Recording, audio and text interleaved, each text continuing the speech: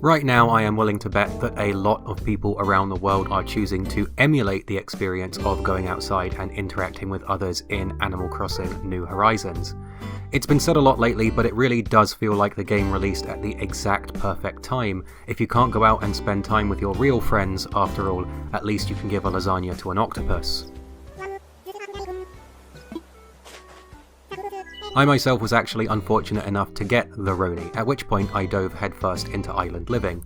One night, unable to sleep from the coughing, I fell into one of the game's many menial distractions.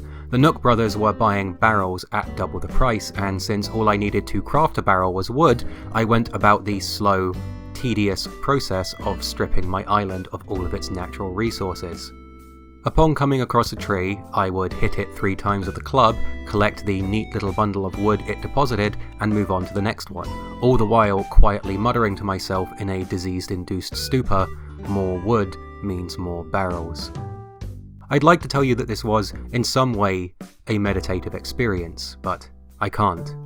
What I can tell you about, and what the experience has got me thinking about, is the idea of semiocapital. The semio part of semiocapital comes from the word semiotics, meaning the study of symbols and signs. To quickly understand this a little better, let's look at the word, barrel, for instance. When I say barrel, I'm willing to bet that everyone watching this video will picture, more or less, the exact same object, give or take a few minor differences. But now that that image is in your head, let's ask, why? What actually got it there? These are the series of characters in the English alphabet, derived from the Latin alphabet, that make up the written word barrel. While the written word may immediately conjure up the image of a barrel, these series of squiggles don't actually have anything to do with the object they signify.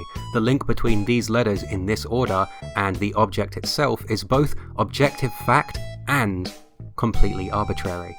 This is the same with the sound I'm making when I say barrel. The sound itself, on its own, is completely meaningless, and it is only through group consensus that the sound barrel is assigned to the object.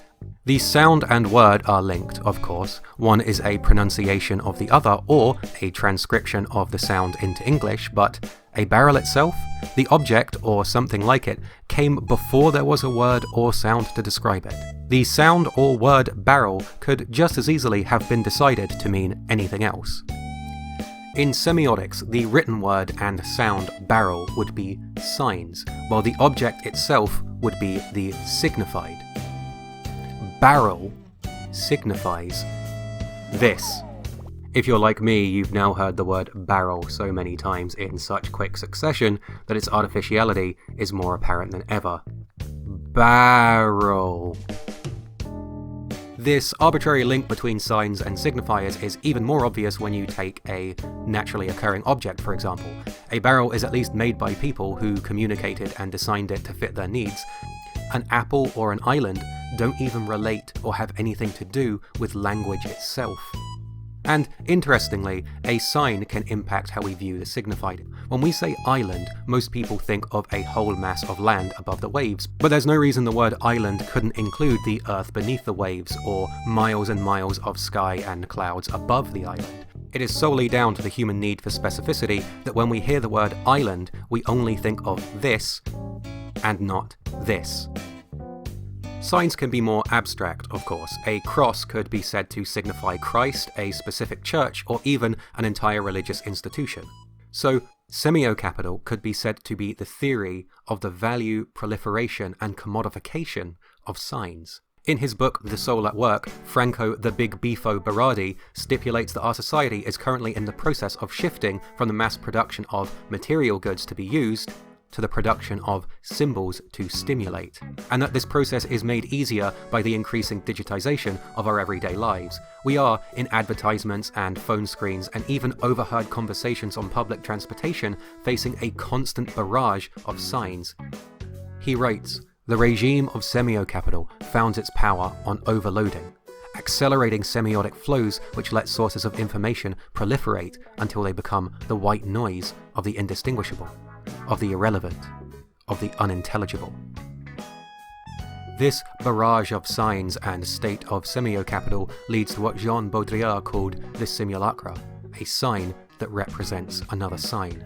Symbols so lost under layers of artificiality that they cease to adequately represent or call to mind any signifier, and thus relate only to themselves or other signs. For example, the various worlds of the Disneyland theme parks are real physical places you can visit, but they were built to imitate fictional worlds that were themselves designed to resemble and exaggerate the real world. This leads me back to Animal Crossing, which is perhaps the event horizon of digital simulacra, a game whose primary mode of interaction is the acquisition of semiocapital. In the game, you collect bells. These are meant to signify and represent money, which itself is a physical or digital representation of a societally agreed upon measurement of value. Bells are not based on any specific real currency, just the idea of currency, and you exchange them for virtual simulations of real-world items like skull radios and zap suits. On top of this, there is a second simulated currency in the game, a take on the rewards that airlines grant loyal customers in the form of simulated, regained miles of air travel. These miles are sent to you on a simulated phone, which Berardi thought to be the beating heart of semiocapital itself, and you exchange these simulated miles for simulated money, that's bells, that your character, which is a simulated version of you, uses to buy egg-shaped lamps and give them to simulated cats. Oh, and as if that all wasn't enough, there's also a virtual stock market. Animal Crossing is a game that doesn't really have an end goal in the traditional sense, but if it did have one, it would perhaps be to upgrade your house to the largest version possible. In maybe the most literal way I can imagine, the goal of the game is the acquisition of semiocapital. Someone please send Bifo a copy of this game.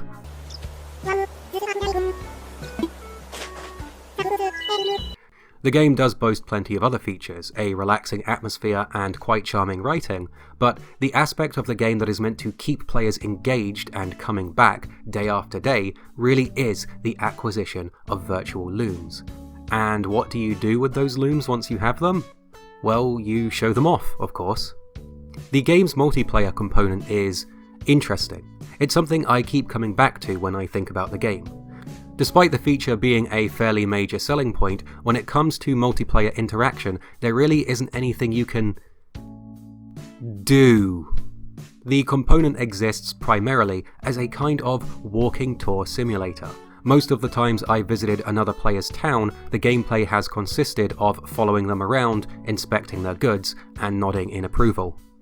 I find this aspect of the game, along with the town planning element in general, interesting and perhaps indicative of what Jodie Dean calls communicative capital. Her lecture on the topic is fascinating and well worth examining in greater detail, but for now I'd like to focus on what she dubbed the second element of communicative capital, the loss of symbolic efficiency. That we face such an overabundance of signs in our everyday lives that they have become at once less objectively meaningful, but more personally valuable. To elaborate, images, memes, and content with immediate context have become worth more to us, while more complex signifiers are worth less. We are connected to so many people now that it's difficult for someone to tell exactly why you shared a song, quote from a book, or movie poster. These signifiers are comparatively large and complex works. A book, song, or movie can mean multiple things to many different people.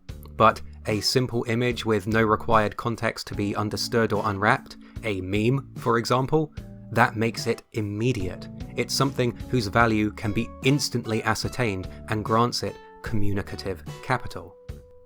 I feel like this is, in essence, the exchange taking place in an online game of Animal Crossing. I walk you into my home and show you the seaside town and burger joint I recreated in my living room. You walk me to your macabre hilltop graveyard. We both pause a moment and drink it in. Nice. These observations are in no way meant to diminish what Animal Crossing is, by the way, or disregard its gameplay as invalid or lacking substance. After all, it's this exact gameplay that I've been mulling over in my head the past few weeks, trying to figure out. Every element of the game, to me, seems built around the idea of simulated value. It's an idea I can't escape, even when considering how the game was manufactured. Baudrillard stipulated that the empowerment and proliferation of signs was perhaps down to the fact that we have become incredibly efficient at producing things. We have such an absolute overabundance of stuff that our ability to determine objective value has become clouded. The methods we used to use to do so are becoming less and less valid by the year. Scarcity, for example, is becoming a smaller and smaller factor when it comes to determining the value or appropriate pricing of a product. To demonstrate this, the next time you go shoe shopping, take a moment and look at the absolute smallest size they have of a shoe you're interested in. Then compare that shoe to the largest clown size people like me have to buy. Consider the difference between these sizes and ask, why are these things priced the same? The larger shoe has clearly taken more materials to produce and likely cost more to ship, but that doesn't seem to be factored into the price at all. The reason for this is that the shoe you're looking at is already priced so much higher than what it's actually worth that factoring production cost into the pricing isn't worth it. When you purchase a shoe, you're also buying into the idea the shoe is worth however much you're paying for it, which is a number that is honestly as arbitrary as the relation between a barrel and its signs. The only determining factor in that price is how much the manufacturers think they can get out of you. Kanye West's shoes cost under $10 to produce, but sell for hundreds. You're not just buying a shoe, you're buying Kanye shoe. Now let's get back to Animal Crossing. The game is a digital product that can, essentially, be produced at will. Every person who owns a Switch could download 10 copies of the game and Nintendo would still not run out. However, the digital copy is priced the exact same amount as the cartridge, which is a manufactured, physical, and finite object. This is because the sign of Animal Crossing has been carefully controlled. You're not paying for a physical thing that you slot into your console, you're not paying to download an executable file, you're paying for Animal Crossing, which isn't this, it's this. Nintendo has carefully controlled the image of what an island is. Now, all this waffling may seem like a roundabout way of saying, a game has fake money in it. But it's important to remember that despite all the layers of simulakra and recursive signs, I was still trading a real-world resource for it. My time.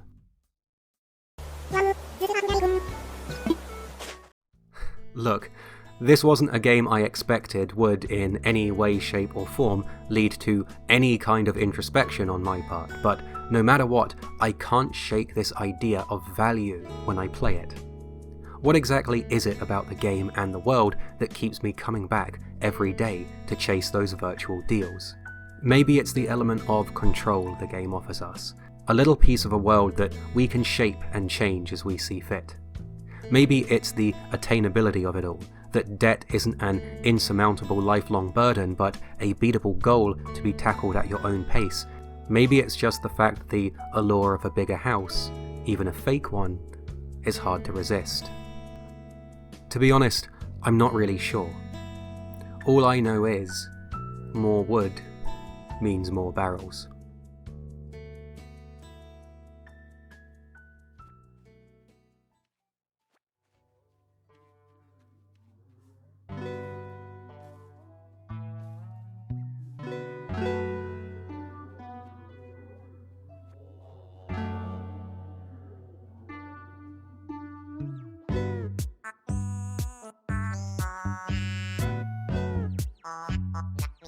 Hi there, thanks for sticking around till the end. If you're one of the many people who subscribed to me after the Blazing Saddles video, thanks so much for doing that. I really appreciate it. I hope this weird little follow-up wasn't too far out of left field after that last one. If you like the content I'm making and would like to support me, I've just started up a Patreon, which you can check out below. Or you can throw me a couple of bells on Ko-fi. If you can't though, thanks for watching anyway. Shares or subscribes are greatly appreciated. Until next time.